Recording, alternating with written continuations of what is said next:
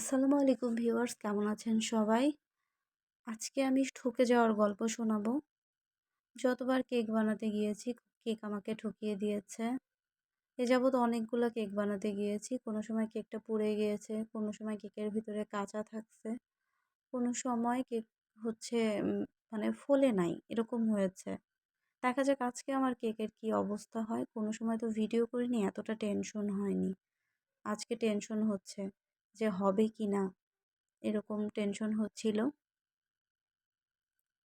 তবে দেখা যাক।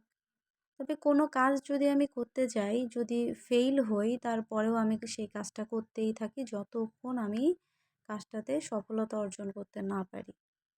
চেষ্টা করতেই থাকি। আর হওয়া না হওয়া উপর আল্লাহর ইচ্ছা। নিজের চেষ্টা কখনো বাদ দেই না। দেখা যাক।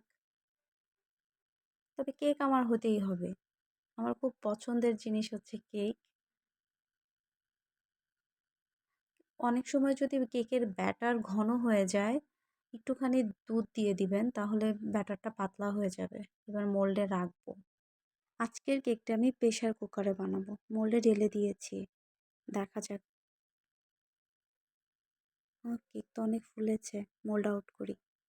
মনে হচ্ছে কেকটা আমার অনেক সফট হয়েছে। কেক হয়ে গিয়েছে। কেকের ভিতরে আমি একটা কাঠি দিয়ে দেখেছিলাম। কেকের ভিতরে কোনো কাঁচা নেই। একদম সফট। দেখেছেন? ফাইনালি আমি কেক বানাতে পারলাম।